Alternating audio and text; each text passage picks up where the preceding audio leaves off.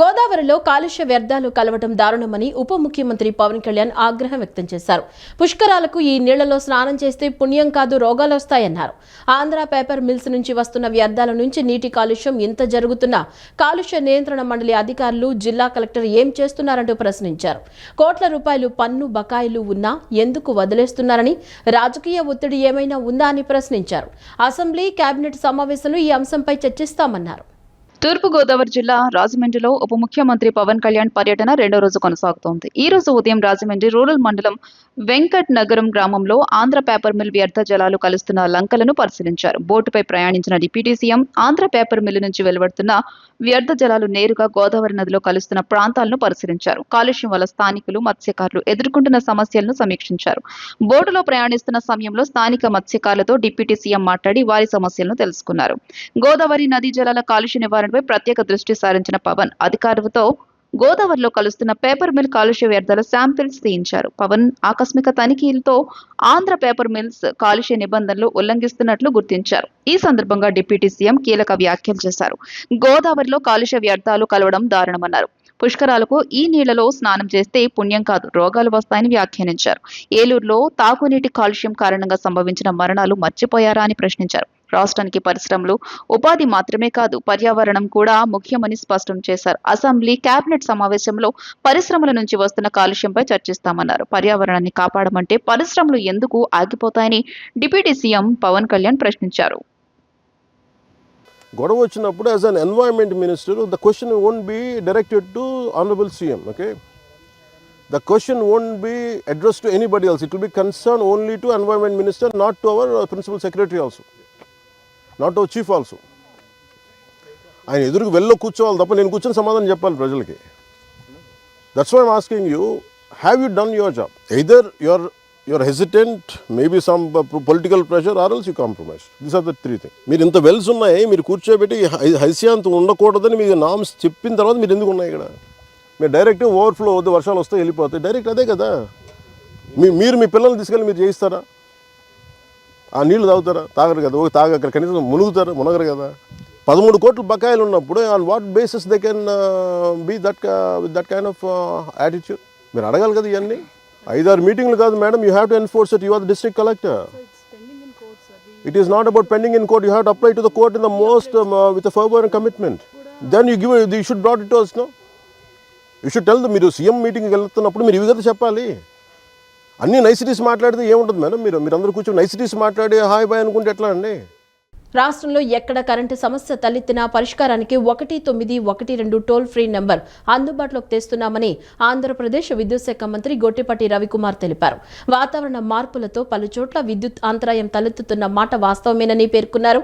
ఏపీలో అక్కడక్కడ తలెత్తుతున్న విద్యుత్ అంతరాయాలను ప్రజలు అర్థం చేసుకోవాలని సూచించారు. 48 డిగ్రీలకు పైగా పగటి ఉష్ణోగ్రతలు, సాయంత్రం ఈదురుగాలుల కారణంగా పలుచోట్ల సమస్యలు తలెత్తుతున్నాయని వివరించారు. అధిక ఉష్ణోగ్రతల వల్ల విద్యుత్ వినియోగం రాష్ట్రంలో గణనీయంగా పెరిగిందని చెప్పారు.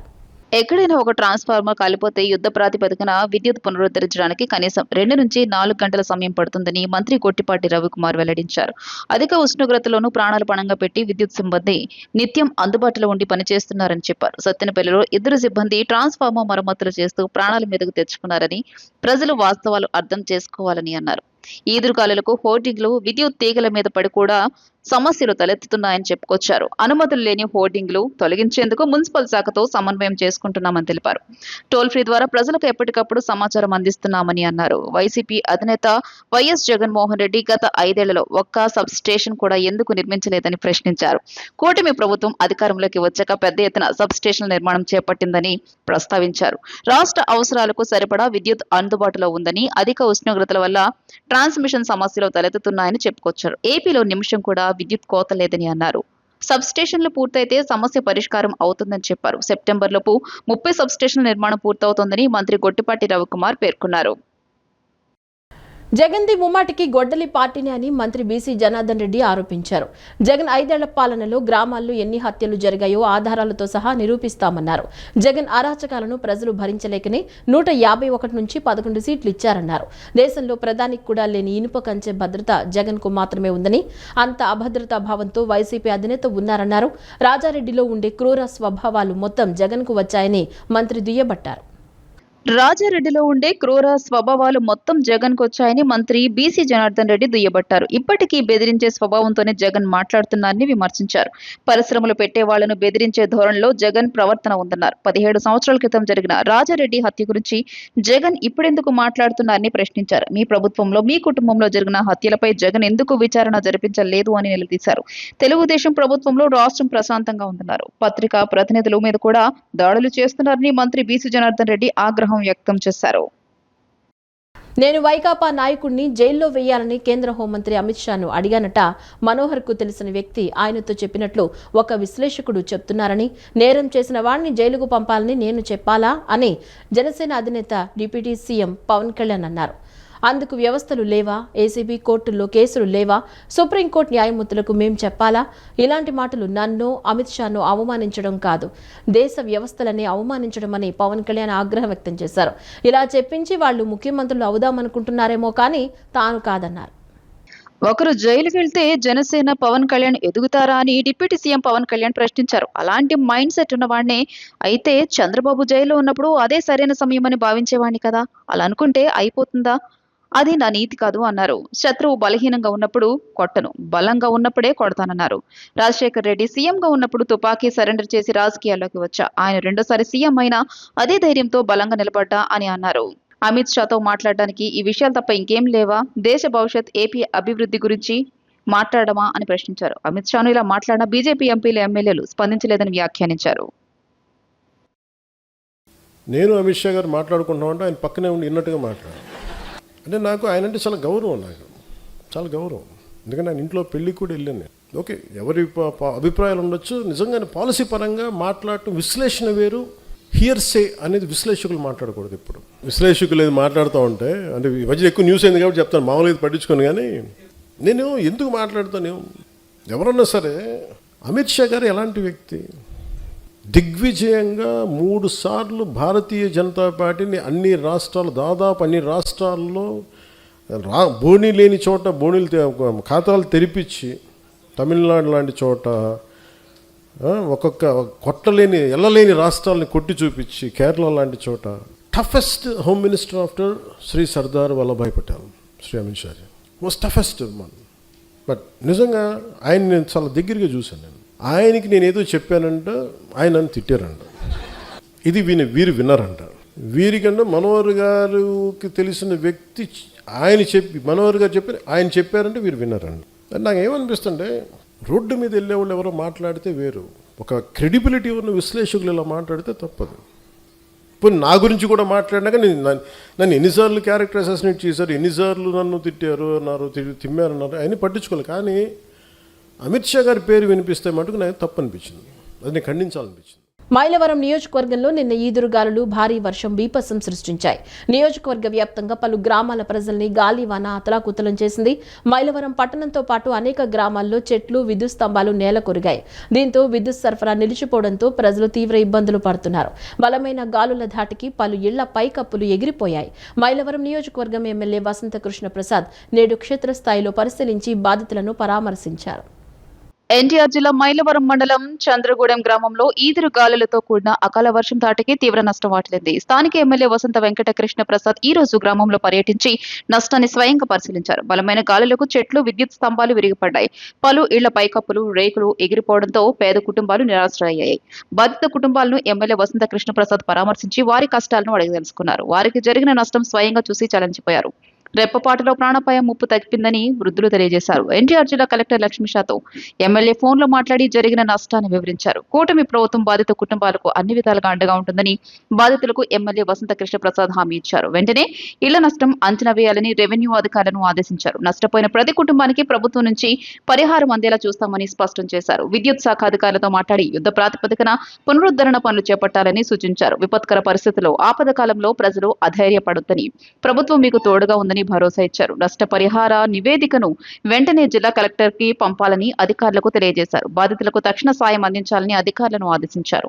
ఈ పర్యటనలో కూటమి నాయకులు, స్థానిక ప్రజాప్రతినిధులు తదితరులు పాల్గొన్నారు.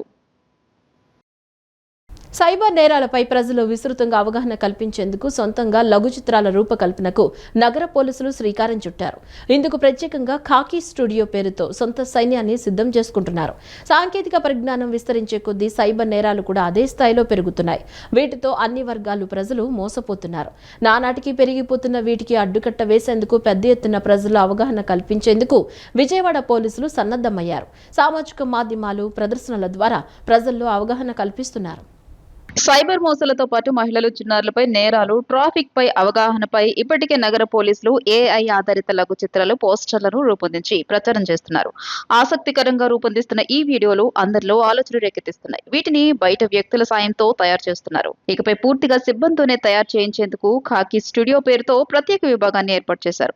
ఇందుకు ప్రతి స్టేషన్ నుంచి ఒకరు చొప్పున law and order, traffic, task force, CCS విభాగాల నుంచి మొత్తం 45 మంది కానిస్టేబుళ్లు, హెడ్ కానిస్టేబుళ్లను ఎంపిక చేశారు. సాంకేతిక పరిజ్ఞానంపై పట్టు ఉండి కంప్యూటర్ పై అవగాహన ఉన్న వారిని తీసుకున్నారు. పోలీస్ కమిషనర్ రాజశేఖర్ బాబు నిన్న లాంఛనంగా వీరికి శిక్షణను ప్రారంభించారు. 5 రోజుల పాటు సాగే శిక్షణలో కృత్రిమ మేధ టూల్స్ వినియోగం, వాటి ఆధారంగా వీడియోలు, పోస్టుల తయారీపై తర్ఫీదిస్తున్నారు. దీనికోసం విశాఖపట్నం నుంచి ప్రత్యేకంగా ఓ శిక్షకుడిని కూడా పిలిపించారు. సో ఖాకీ స్టూడియో అనేది one of the strategy. Cyber crime ను నిరోధించాలంటే అవేర్నెస్ తప్ప వేరే మార్గం లేదనేది నా భిన్నాభిప్రాయం. ఎందుకంటే దీన్ని అవేర్నెస్ అని కొట్టాలి. అవేర్నెస్ అనేది కొన్ని లక్షల కోట్ల వీడియోలు వస్తుంటది. పోలీస్ వైపు నుంచి వెళ్లే ఒక మెసేజ్ ని ఖచ్చితంగా చదవాలా, ఖచ్చితంగా చూడాలా అన్న ఉత్సుకత ప్రజల్లో తీసుకురావాల్సిన అవసరం. ఇబ్రహీంపట్నం కూలింగ్ కెనాల్ వంతెన వద్ద విజయవాడ వెళుతున్న ప్రైవేట్ ట్రావెల్స్ బస్సు అదుపు తప్పి డివైడర్ ఎక్కడంతో పెను ప్రమాదం తప్పింది. బస్సులో ఉన్న 38 మంది ప్రయాణికులు సురక్షితంగా బయటపడ్డారు. ఏపీ 39 టీకే 3741 నంబర్ గల సితారా ట్రావెల్స్ బస్సు విజయవాడ వైపు వెళుతుండగా ఇబ్రహీంపట్నం కూలింగ్ కెనాల్ వంతెన వద్ద అదుపు తప్పింది. ఒక్కసారిగా బస్సు డివైడర్ను ఢీకొట్టి దానిపైనే నిలిచిపోయింది.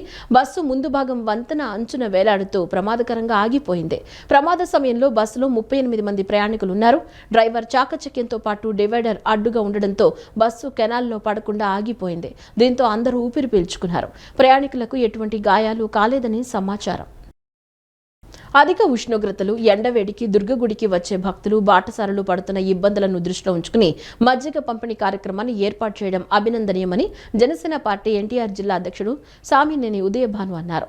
జనసేన అధినేత డిప్యూటీ సీఎం పవన్ కళ్యాణ్ ఆదేశాల మేరకు రాష్ట్ర వ్యాప్తంగా చలివేంద్రాలు ఏర్పాటు చేసి ప్రజలకు మజ్జిగ పంపిణీ చేస్తూ వారికి ఎండవేడి నుంచి ఉపశమనం కలిగిస్తూ దాహార్తిని తీరుస్తున్నారని చెప్పారు.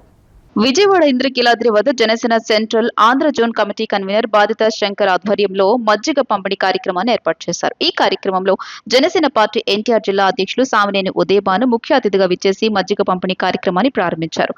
బాటసార్లకు మజ్జిగ పంపిణీ చేశారు. ఈ సందర్భంగా ఉదయభాను మాట్లాడుతూ రాష్ట్రంలో ఎంతో ప్రసిద్ధి చెందిన కనకదుర్గమ్మ ఆలయం వద్ద రాష్ట్ర జనసేన పార్టీ నాయకులు బాధిత శంకర్ ఆధ్వర్యంలో వేసవి కాలంలో అమ్మవారి భక్తులకు, ప్రజలకు వేసవి తాపాన్ని తీర్చేలా మజ్జిగ పంపిణీ చేస్తున్నారని అన్నారు. జనసేన పార్టీ పేరు మీద పవన్ కళ్యాణ్ ఆదేశాల మేరకు సేవా కార్యక్రమాలు చేయడం అభినందనీయమని పేర్కొన్నారు. రాష్ట్రంలోని అన్ని చోట్ల ఇటువంటి కేంద్రాలు ఏర్పాటు చేయాలని పవన్ కళ్యాణ్ చెప్పారని, ఆయన ఆదేశాల మేరకు మజ్జిగ పంపిణీ చేస్తున్నారన్నారు. అగ్నికుల క్షత్రియ కార్పొరేషన్ చైర్మన్ పాపారావు మాట్లాడుతూ ఎండాకాలంలో 50 డిగ్రీల వేడి ఉంటుందని, ఎండవేడికి తట్టుకోలేక ప్రజలు ఇబ్బందులు పడుతున్నారని తెలియజేశారు. ప్రజల ఇబ్బందులు దృష్టిలో ఉంచుకుని మజ్జిగ కేంద్రం ఏర్పాటు చేయడం అభినందనీయమన్నారు. భారత శంకర్ మాట్లాడుతూ జనసేన పార్టీ ఆధ్వర్యంలో దుర్గగుడి దగ్గర నేడు 3వ రోజు మజ్జిగ పంపిణీ కార్యక్రమం చేస్తున్నామని తెలియజేశారు. 5,000 మంది భక్తులకు మజ్జిగ పంపిణీ చేస్తున్నట్లు తెలియజేశారు. ప్రతిరోజు ఉదయం 11 గంటల నుంచి మధ్యాహ్నం 3 గంటల వరకు పంపిణీ చేయడం జరుగుతుందన్నారు. సమాజ సేవ చేయండి, ప్రజలకు అందుబాటులో ఉండండి అని పవన్ కళ్యాణ్ చెబుతుంటారని, ఆయన సూచనల మేరకు సేవా కార్యక్రమాలు చేస్తున్నామని తెలియజేశారు. ఎండలు ఉన్నంత వరకు మజ్జిగ పంపిణీ కార్యక్రమం జరుగుతుందన్నారు. ప్రతిరోజు కూడా మరి వేసవి మొదలుపెట్టిన దగ్గర నుంచి కూడా ప్రతిరోజు కూడా బాధిత శంకరు జనసేన పార్టీ పేరు మీద పవన్ కళ్యాణ్ గారి ఆదేశాలు, పవన్ కళ్యాణ్ గారి భావజాలం, వారు ఏ విధంగా సేవ చేస్తున్నారో దాన్ని చూసి మరి శంకర్ కూడా, బాడీ శంకర్ కూడా ఈరోజు మమ్మల్ని ఈ మజ్జిగ కేంద్రానికి మమ్మల్ని కూడా పిలిచి మరి యాత్రికులకి మా చేత కూడా మజ్జిగ పంపిణీ చేయించారు. చాలా సంతోషం.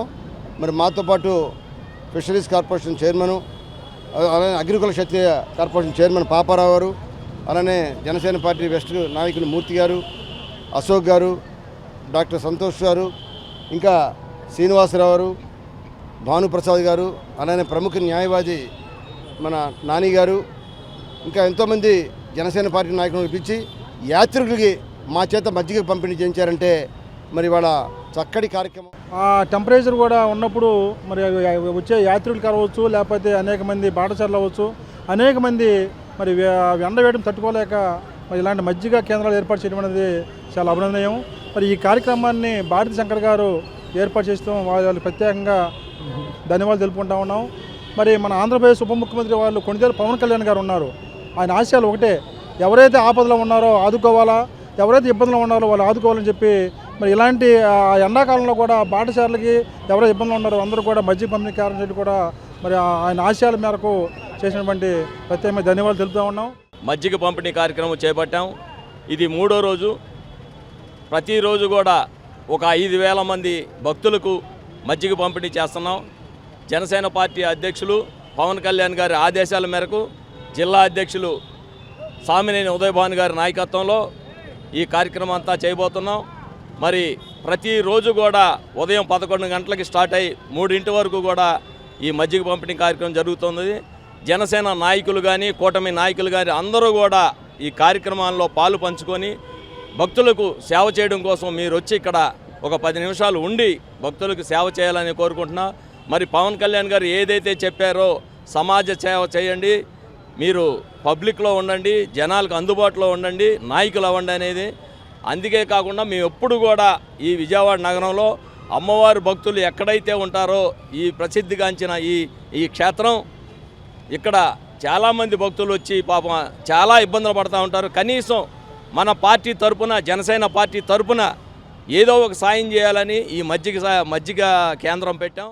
ఉమ్మడి కృష్ణా జిల్లాలో నిన్న సూర్యుడు నిప్పులు చెరిగాడు. గరిష్టంగా కృష్ణా జిల్లా కంకిపాడు పెనమలూరులో 48.1, ఎన్టీఆర్ జిల్లా ఇబ్రహీంపట్నంలో 46.3 డిగ్రీల మేర అధిక ఉష్ణోగ్రతలు నమోదైనట్లు ఏపీ విపత్తుల నిర్వహణ సంస్థ అధికారులు తెలిపారు.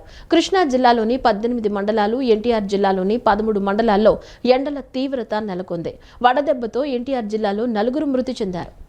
రాష్ట్రంలో ఎండల తీవ్రత రికార్డు స్థాయికి చేరింది. నిన్న కూడా ఉష్ణోగ్రతలు గరిష్ట స్థాయిలో నమోదయ్యాయి. నిన్న కృష్ణా జిల్లా కంకిపాడు పెనమలూరు గరిష్ట ఉష్ణోగ్రతలు 48.1 డిగ్రీలు, బాపట్ల జిల్లా కూచినపూడిలో 46.4 డిగ్రీలు నమోదైనట్లు పేర్కొన్నారు. 14 జిల్లాల పరిధిలోని 115 మండలాల్లో 44 డిగ్రీలకు పైగా ఉష్ణోగ్రతలు రికార్డయ్యాయని ఆయన వెల్లడించారు.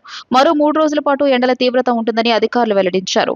ఈ నెల 26వ తేదీ మంగళవారం ఎన్టీఆర్ కృష్ణా జిల్లాలోని పలు ప్రాంతాల్లో 45 నుంచి 46 డిగ్రీల వరకు ఉష్ణోగ్రతలు నమోదయ్యే అవకాశం ఉందని హెచ్చరించారు. 27న బుధవారం, 28న గురువారం కృష్ణా, ఎన్టీఆర్ జిల్లాల్లో 45 నుంచి 47 డిగ్రీల ఉష్ణోగ్రతలు నమోదయ్యే అవకాశం ఉందని పేర్కొన్నారు. ప్రజలు అప్రమత్తంగా ఉండాలని సూచించారు. అత్యవసర పరిస్థితుల్లో బయటకు వెళ్లేటప్పుడు చెవుల్లోకి వేడిగాలి వెళ్లకుండా తగు జాగ్రత్తలు తీసుకోవాలి. వృద్ధులు, గర్భిణులు, బాలింతలు ముందస్తు జాగ్రత్తలు తీసుకోవాలని పేర్కొన్నారు. ప్రజలు నిమ్మకాయ నీరు, మజ్జిగ, కొబ్బరి నీరు, మంచినీరు ఎక్కువగా తీసుకోవాలి. హృద్రోగులు, రక్తపోటు, మధుమేహ వ్యాధిగ్రస్తులు ఎండలో తిరగకూడదని వివరించారు. వడదెబ్బతో ఎన్టీఆర్ జిల్లాలో 4 మృతి చెందారు. తిరువూరు మండలం వావిలాల గ్రామానికి చెందిన షేక్ నాగుల్ మీరా నిన్న మృతి చెందారు. కొండపల్లికి చెందిన బుస్సా చిట్టెమ్మ సోమవారం వేకువజామున అస్వస్థకు గురయ్యారు. వాంతులు కావడంతో ఇంటి వారు సమీపంలోని వైద్యునితో ప్రాథమిక చికిత్స చేయించారు. మధ్యాహ్నం మృతి చెందారు. వడదెబ్బతో కొత్తపేట బ్రాహ్మణ వీధిలో సుమారు 60 ఏళ్ల యాచకుడు సోమవారం మృతి చెందారు. స్థానికుల సమాచారంతో పోలీసులు మృతదేహాన్ని ప్రభుత్వ ఆసుపత్రికి తరలించారు. వడదెబ్బకు గురై మొగల్రాజ్పురానికి చెందిన వెల్డింగ్ మేస్త్రి గొంగటి చంటి మృతి చెందారు. విజయవాడలోని ఎస్ఎస్ కన్వెన్షన్లో నేటి నుంచి 28 వరకు 3 రోజుల పాటు కనెక్ట్ ఏపీ 5వ ఎక్స్పో అండ్ టెక్ సెమినార్ ప్రారంభమైంది. ఈ ఎక్స్పోను విజయవాడ ఎంపీ కేశినేని శివనాథ్, ఎమ్మెల్యే గద్దె రామ్మోహన్ ప్రారంభించారు. ఈ ప్రదర్శనలు telecom, cable, internet, solar, CCTV మరియు ఐఓటీ రంగాలకు చెందిన అత్యాధునిక సాఫ్ట్వేర్ మరియు యంత్ర పరికరాలను ప్రదర్శించారు. ముఖ్యంగా యువ పారిశ్రామికవేత్తలకు, స్టార్టప్ కంపెనీలకు ఉపయోగపడేలా డీలర్షిప్లు, ఫ్రాంచైజీలు పొందే అవకాశం కల్పించడంతో పాటు నిపుణులచే ఉచిత టెక్నికల్ సెమినార్ నిర్వహించారు. ఇక్కడ ప్రత్యేకంగా అగ్రికల్చర్ డ్రోన్లను కూడా ప్రదర్శించారు. ఏపీ టెక్ ఈ ఎక్స్పో అనేది జరిగేది ఇది 5th ఇయర్, 5వ సంవత్సరం. ఈ ఎక్స్పోలు ఇలాంటి ఇంతకుముందు వెళ్ళాలంటే మనం ముంబై కానీ, ఢిల్లీ కానీ, చెన్నై కానీ వెళ్ళేవాళ్ళం. మేము ఇప్పుడు ఈ అవకాశం మన విజయవాడలో కల్పించడం నిజంగా చాలా ఆపరేటర్లకి ఇది అదృష్టం. దీనివల్ల ఏంటంటే ఈ ఎక్స్పో వల్ల ఏంటంటే మనకి టెక్నికల్గా అన్ని స్టాల్స్, వరల్డ్ వైడ్ ఉన్న స్టాల్స్ అన్నీ కూడా ఒకే చోట ఈ యొక్క ఎక్స్పోలో పెట్టడం జరుగుతుంది. ఎందుకంటే మనం 1990లో ఈ కేబుల్ వ్యవస్థ కేబుల్ టీవీ అనేది స్టార్ట్ చేయడం జరిగింది. విజయవాడలో జనసేన పార్టీ నాయకుడు ఐజా గ్రూప్ అధినేత షేక్ గయాజుద్దీన్ జన్మదిన వేడుకలు ఘనంగా జరిగాయి. టీడీపీ నేత బుద్దా వెంకన్న, జనసేన రాష్ట్ర ప్రధాన కార్యదర్శి అమ్మిశెట్టి వాసుతో పాటు పలువురు కూటమి నేతలు వేడుకలకు విచ్చేసి గయాజుద్దీన్ ను జన్మదిన శుభాకాంక్షలు తెలియజేశారు. ఐజా గ్రూప్ ఏర్పాటు చేసిన సేవా కార్యక్రమాలు నిర్వహిస్తూ ప్రజలందరి మన్ననలు పొందుతున్న గయాజుద్దీన్ భవిష్యత్తులో ఉన్నత శిఖరాలను అధిరోహించాలని వారు ఆకాంక్షించారు. 1 టౌన్ స్వాతి సెంటర్ సమీపంలోని మసీద్ రోడ్డులో జనసేన పార్టీ నేత ఐజా గ్రూప్ అధినేత షేక్ గయాజుద్దీన్ జన్మదిన వేడుకలు ఘనంగా నిర్వహించారు. ఈ వేడుకలకు మాజీ ఎమ్మెల్సీ టీడీపీ నేత బుద్దా వెంకన్న, జనసేన పార్టీ రాష్ట్ర ప్రధాన కార్యదర్శి అమ్మిశెట్టి వాసుతో పాటు పలువురు కూటమి నేతలు విచ్చేసి కేక్ కట్ చేసిన అనంతరం గయాజుద్దీన్ కు జన్మదిన శుభాకాంక్షలు తెలియజేశారు. ఈ సందర్భంగా గయాజుద్దీన్ వారిని దుస్సాలువతో ఘనంగా సత్కరించారు. అనంతరం బుద్దా వెంకన్న, అమ్మిశెట్టి వాసు మాట్లాడుతూ 1 టౌన్ భవానీపురం ప్రాంతంలో కుల మతాలకు అతీతంగా గయాజుద్దీన్ సేవా కార్యక్రమాలు నిర్వహించడం అభినందనీయమన్నారు. ముస్లింలకు రంజాన్ తోఫా, హిందువులకు సంక్రాంతి కానుక, క్రిస్టియన్లకు క్రిస్మస్ కానుకలు అందజేస్తూ రంజాన్ మాసంలో ఇఫ్తార్ విందులు ఏర్పాటు చేస్తూ వేలాది మంది పేద ప్రజలకు అన్నదానం చేయడం లాంటి కార్యక్రమాలు నిర్వహిస్తూ సమాజానికి తన వంతు సేవ అందించడం ప్రశంసనీయమని కొనియాడారు. గయాజుద్దీన్ భవిష్యత్తులో ఉన్నత శిఖరాలను అధిరోహించాలని వారు ఆకాంక్షించారు. తదనంతరం గయాజుద్దీన్ మాట్లాడుతూ తన జన్మదిన వేడుకలకు కూటమి నేతలందరూ హాజరై తనను ఆశీర్వదించడం ఎంతో సంతోషంగా ఉందన్నారు. ఐజా గ్రూప్ తరపున అనేక సేవా కార్యక్రమాలు చేస్తున్నానని, ఇదే స్ఫూర్తితో మరిన్ని సేవా కార్యక్రమాలు నిర్వహిస్తూ పేద ప్రజలకు తన వంతు సహాయ సహకారాలు అందిస్తానని ఈ సందర్భంగా ఆయన పేర్కొన్నారు. రాష్ట్రంలో అన్ని విధాలా వెనుకబడి ఉన్న కాపులకు 12% రిజర్వేషన్లు కల్పించాలని కాపు రిజర్వేషన్ పోరాట సమితి రాష్ట్ర అధ్యక్షుడు చన్నమల్ల ప్రసాదరావు డిమాండ్ చేశారు. గత ఎన్నికల్లో 30% మంది కాపు సామాజిక వర్గం కూటమి ప్రభుత్వానికి అండగా నిలిచిందని చెప్పారు. ఇతర రాష్ట్రాల తరహాలో అసెంబ్లీలో ప్రత్యేక తీర్మానం చేసి రిజర్వేషన్ కోటా పెంచాలని కోరారు. ప్రెస్ క్లబ్ లో నిన్న నిర్వహించిన విలేకరుల సమావేశంలో కాపు రిజర్వేషన్ పోరాట సమితి రాష్ట్ర అధ్యక్షుడు చనమల్ల ప్రసాదరావు మాట్లాడారు. గత ఎన్నికల్లో 30% మంది కాపు సామాజిక వర్గం కూటమి ప్రభుత్వానికి అండగా నిలిచిందని చెప్పారు. ఇతర రాష్ట్ర తరహాలో అసెంబ్లీలో ప్రత్యేక తీర్మానం చేసి రిజర్వేషన్ కోటా పెంచాలని కోరారు. విద్య, ఉద్యోగాలతో పాటు రాబోయే స్థానిక సంస్థల ఎన్నికలను 12% రిజర్వేషన్లు అమలు చేయాలని డిమాండ్ చేశారు. బీసీలకు రక్షణ చట్టం తరహాలో కాపులకు తీసుకురావాలని కోరారు. మహారాష్ట్రలో మరాఠాలకు 10% రిజర్వేషన్లు ఇచ్చిన విధంగా ఏపీలోనూ కాపులకు ఇచ్చి న్యాయం చేయాలని విజ్ఞప్తి చేశారు. సంఘం రాష్ట్ర కన్వీనర్ రావి శ్రీనివాస్, కాపు పొలిటికల్ ఐకాస అధ్యక్షుడు వేల్పుల శ్రీనివాసరావు, కర్రి వెంకటరమణ, తాడి నానాజీ, లంకా రాంబాబు, కాజా సత్యనారాయణ తదితరులు పాల్గొన్నారు. ఆ రోజు చంద్రబాబు నాయుడు గారే ముఖ్యమంత్రిగా ఉన్నారు. ఆయన ఎన్నికల మేనిఫెస్టోలో కాపు, తెలగ, బలిత ఒంటరి కులాలకి రిజర్వేషన్లు ఇస్తానని చెప్పారు. మొన్న కూడా అదే విషయాన్ని చెప్పడం జరిగింది. మరి జనసేన పార్టీ అధ్యక్షులు మా అన్న పవన్ కళ్యాణ్ గారు కూడా కాపులు పెద్దన్న పాత్ర పోషించాలని చెప్పిన విధంగా మేము పూర్తిగా ఈ రాష్ట్రంలో ఉన్నటువంటి కాపు, తెలగ, బలిజ ఒంటరి కులాలు 99% ఎన్డీఏ కూటమికి ఓట్లేసి గెలిపించినటువంటి పరిస్థితి. కానీ మా చిరకాల వాంఛ, మేము 1915 నుంచి 66 వరకు బీసీలో ఉన్నటువంటి కులం 66 తర్వాత మళ్ళీ ఓసీల్లో పెట్టేశారు. ఎందుకు పెట్టారో కూడా కారణాలు చెప్పట్లేదు. 12% రిజర్వేషన్లు ఇవ్వమని అడుగుతున్నాం. ఇంకా మరి మీరు అడిగినట్టుగా, మీరు కోరినట్టుగా మేము ఎన్డీఏ కూటమిని గెలిపించాం కాబట్టి మా పార్టీలో, మా ప్రభుత్వంలో కూడా మా సమస్యలు తీరకపోతే ఏంటని చెప్పి ఆలోచన చేస్తున్నాం. స్థానిక సంస్థల్లోనూ, నామినేటెడ్ పోస్టుల్లోనూ, నామినేటెడ్ వర్కుల్లోనూ కూడా 12% ప్రత్యేక రిజర్వేషన్స్ ఇవ్వాలని, అటు బీసీలకు కానీ ఇటు ఓసీలకు కానీ ఏ విధమైనటువంటి ఇబ్బందులు లేకుండా కేవలం మా జనాభా ప్రాతిపదికగా మా వాటా మాకు ఇప్పించాలని చెప్పి ఆంధ్రప్రదేశ్ రాష్ట్ర ముఖ్యమంత్రి, అదేవిధంగా ఉప ముఖ్యమంత్రి వర్యులు ఇద్దరికీ కూడా బహిరంగంగా మేము మీడియా ద్వారా విన్నవించుకుంటున్నాం. అదేవిధంగా ఆంధ్రప్రదేశ్ రాష్ట్రంలో ప్రస్తుతం పరిస్థితులు, శాంతి భద్రతల దృష్ట్యా పరిస్థితులు గమనించినట్లయితే కాపులకి ఎక్కడా కూడా రక్షణ అనేది లేకుండా పోయింది. విజయవాడ నగరంలో అందాల తారలు శివాని నాగారం, పాయల్ రాజ్పుత్ సందడి చేశారు. బీఆర్టీఎస్ రోడ్డులో నూతనంగా ఏర్పాటు చేసిన ది మార్క్స్ స్టూడియోను వారు లాంఛనంగా ప్రారంభించారు. ఆధునిక కాలంలో యువతీ యువకులు హెయిర్ స్టైల్, మేకప్ పట్ల అమిత ఆసక్తి చూపిస్తున్నారని, అన్ని రకాల సేవలను ఒకే స్టూడియోలో ఏర్పాటు చేయడం అభినందనీయమని హీరోయిన్స్ పాయల్ రాజ్పుత్, శివాని నాగారం పేర్కొన్నారు. Vijayawada BRTS road Chaitanya school సమీపంలో ది మార్క్ స్టూడియోను నూతనంగా ఏర్పాటు చేశారు. Cine heroine Shivani Nagaram, Payal Rajput, central MLA Bonda Uma తనయుడు బోండా రవితేజ స్టూడియో యజమాని వంశీతో కలిసి లాంఛనంగా ప్రారంభించారు. అనంతరం స్టూడియోలో అందిస్తున్న సేవల వివరాలను నిర్వాహకులను అడిగి తెలుసుకున్నారు. ఈ సందర్భంగా ఏర్పాటు చేసిన విలేకరుల సమావేశంలో హీరోయిన్స్ పాయల్ రాజ్పూత్, శివాని నాగారం మాట్లాడుతూ విజయవాడ నగరం అంటే తమకు ఎంతో ఇష్టమని, విజయవాడకు వచ్చిన ప్రతిసారి దుర్గమ్మను దర్శించుకోవడం ఆనవాయితీగా వస్తుందని తెలియజేశారు.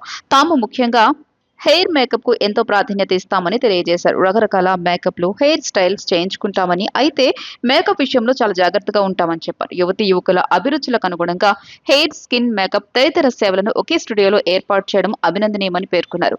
మరిన్ని స్టూడియోస్ ఏర్పాటు చేయాలని ఈ సందర్భంగా వారు ఆకాంక్షించారు. అనంతరం ది మార్క్ స్టూడియో నిర్వాహకులు వంశీ, రవికిరణ్ మాట్లాడుతూ సత్యనారాయణపురం, బీఆర్టీఎస్ రోడ్, భానునగర్, మధురానగర్ ప్రాంత వాసుల కోసం ప్రత్యేకంగా స్టూడియో ఏర్పాటు చేయడం జరిగిందన్నారు. అందరికీ అందుబాటులో అన్ని రకాల సేవలు లభిస్తాయని, స్కిన్, హెయిర్, మేల్ మేకప్ సేవలు లభిస్తాయని తెలియజేశారు. భవిష్యత్తులో మరిన్ని స్టూడియోస్ ఏర్పాటు చేస్తామని వారు పేర్కొన్నారు. For the grand inauguration of Matrix Studio and owners ki chala pedda thanks naku invite chedaniki. Idi na first collaboration with your brand and it's a beautiful place, incredible ambience, and I would love to have a huge round of applause for everyone who all are associated with this brand, because creating a space like this requires incredible amount of dedication, hard work, patience, and top of everything, money. So you have put everything, you have done an incredible job. We also opened the first branch in Vijayawada only. I wish and I pray that you'll open another 20 branches and I will only come. ఇంత మంచి salon open చేశారు. And మనం usually ఆడవాళ్ళకి అలంకరణ అంటే ఇష్టం, ready అవ్వడం ఇష్టం. ఐ థింక్ ఎక్కడన్నా పార్టీస్కి వెళ్ళాలన్నా, మ్యారేజెస్కి వెళ్ళాలన్నా మల్టిపుల్ ప్లేసెస్కి వెళ్తూ ఉంటాము. కానీ I think this is one stop location. మీకు hair, makeup, nails top to bottom మీరు చక్కగా రెడీ అయిపోయి వెళ్ళిపోవచ్చు ఇక్కడ నుంచి. ఐ థింక్ వాళ్ళందరూ they take care of the clients, they take care of the clients. Just ఇలాంటి ఒక మంచి సంస్థని ఇలాంటి ఒక మంచి ప్రాంగణంలో ఏర్పాటు చేయడం చాలా సంతోషంగా ఉంది. ఇది కేవలం మనీ కోసమే కాదు, 10 మందికి ఉపాధి అవకాశాలు కూడా ఇలాంటి ఒక వెంచర్స్ వల్ల మనం అందించే అవకాశాలు ఉన్నాయి. కాబట్టి మార్క్ స్టూడియో వాళ్ళందరికీ కూడా, బృందానికి, వంశీ గారికి, శ్రీ గారికి అందరికీ కూడా నా హృదయపూర్వక అభినందనలు, శుభాకాంక్షలు తెలియజేస్తా ఉన్నాను. వీళ్ళు ఒకటితో ప్రారంభమయ్యి రానున్న రోజుల్లో రాష్ట్ర స్థాయిలో అనేక బ్రాంచీలు పెట్టాలని చెప్పి వాళ్ళ సేవల్ని ప్రజలందరూ కూడా, నగర ప్రజలందరూ కూడా వినియోగించుకొని the premium salon in our budgets, అంటే మన బడ్జెట్లో ఉన్న ప్రీమియం సెలూన్ అనుకోండి. మెనూస్ మీకు మా వెబ్సైట్లో వస్తుంది. And very happy to announce we are coming another 2 branches in future. Thank you sir. Wide range of facials ఉన్నాయి. అండ్ మన ఫేషియల్స్ మేము ఎలా చెప్తామంటే వీఆర్ హ్యావింగ్ స్కిన్ అనలైజింగ్ అనమాట. దాంట్లో ఫస్ట్ మన స్కిన్ అనలైజ్ చేసిన తర్వాత ఏ ప్రోడక్ట్ ఎవరికైతే సూటబుల్ అవుతుంది, అంటే mean skin dry skin or oil skin ఉంటుంది కదా, ఎవరెవరికి ఏ ఫేషియల్ సెట్ అవుతాయో దాన్ని బట్టి మేము ముందే అనలైజ్ చేసి products we are using the best products అండి. ఈ వార్తలు ఇంతటితో సమాప్తం. నమస్కారం.